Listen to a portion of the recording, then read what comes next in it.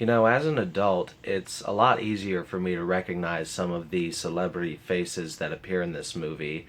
And I have to say, I'm not quite as surprised by the appearance of Donald Trump as I am by the audacity of the filmmakers to place Tim Curry within the same frame as Rob Schneider.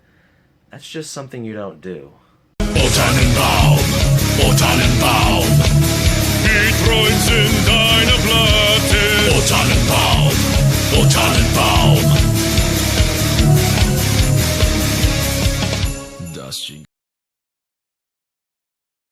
This movie follows the continuing adventures of Kevin McAllister, or at least the following Christmas after the one that took place on the first movie.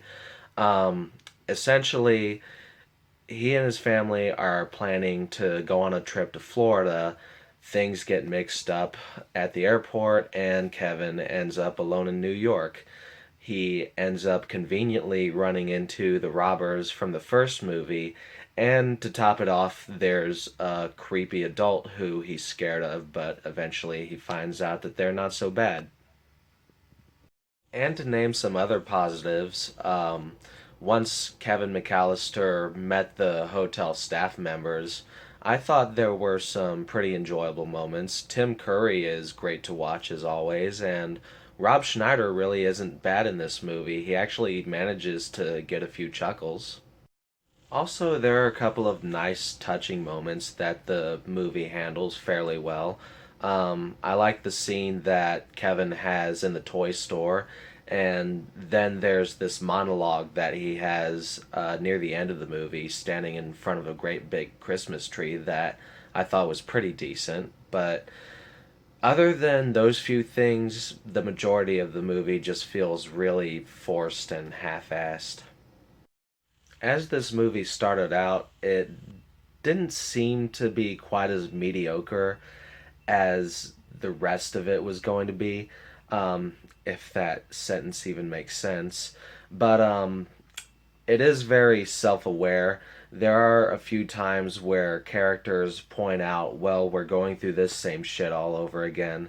And they even kind of play around with the manner in which Kevin is left alone once again by his family. Yet, at the same time, as it's trying to play with the audience's expectations, it's kind of insulting to our intelligence due to the fact that, Lost in New York is part of the title. It's really not that much of a surprise where the movie goes. So, anyway, tonight's review is on Home Alone 2 Lost in New York, just in time for the Christmas season. And this is a movie that I really enjoyed as a kid. I actually watched it before I got the chance to see the original, and once I had finally seen both of them, I thought that each film was just as good as the other. And now that I've gotten the chance to revisit this movie as an adult, I realized that I was kind of an idiot when I was a kid. As an adult, it's a lot easier for me to recognize some of the celebrity faces that appear in this movie. And I have to say, I'm not quite as surprised by the appearance of Donald Trump as I am by the audacity of the filmmakers to place Tim Curry within the same frame as Rob Schneider. That's just something you don't do.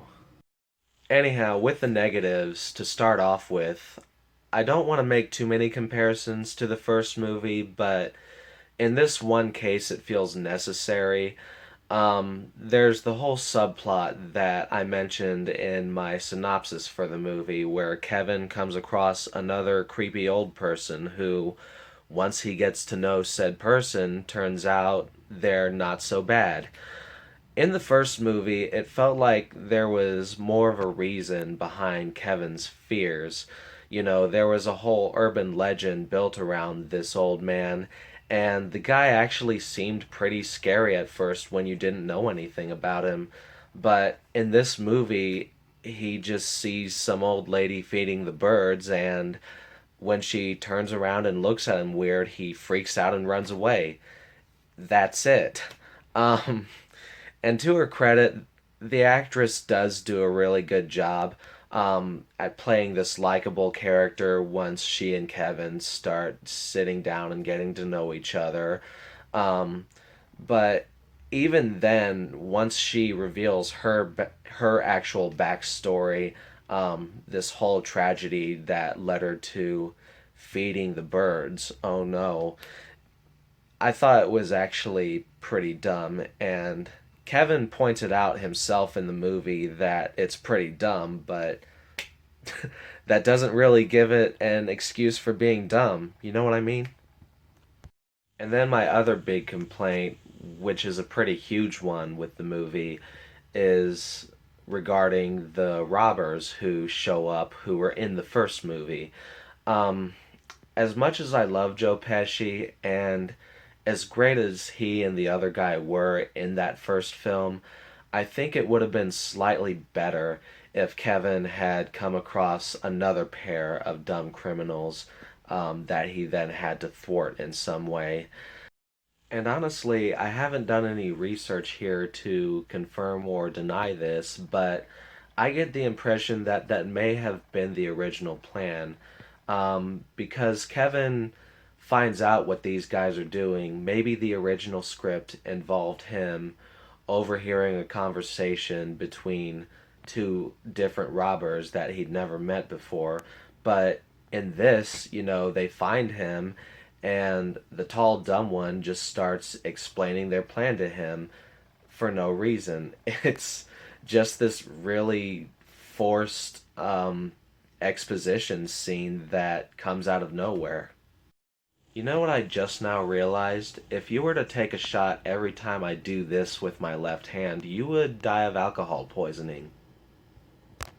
Anyhow, getting back on track, when it comes to the main, finale of the film, where Kevin is thwarting the bad guys with various traps and such, um, it just feels very underwhelming.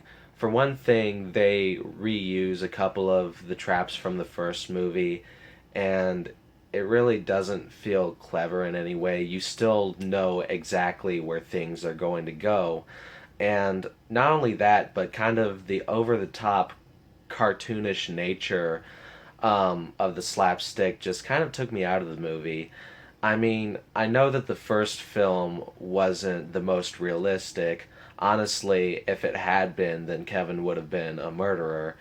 But still, it felt somewhat grounded in reality. And not only that, the bandits felt like more of a legitimate threat. Joe Pesci, despite his funny moments, could be pretty scary in that movie. But in this one, neither of them come off as a threat at all. You know right off the bat in this case that Kevin is going to win against them. Overall, I didn't completely hate this movie. Again, there were some positives going for it, although there just weren't enough to make the whole experience worthwhile. It's just one of those cases where it was so much better when I was a kid. I would say if you're a big fan of the first movie and you really need to see this one, there are better things that you could be doing with your time than watching Home Alone 2, but there are a lot of worse things you could be doing at the same time. So, whether you see it is up to you. I can't recommend it very highly. Anyway, that's all I've got to say about this movie in this very sloppy review. I hope y'all have a good one.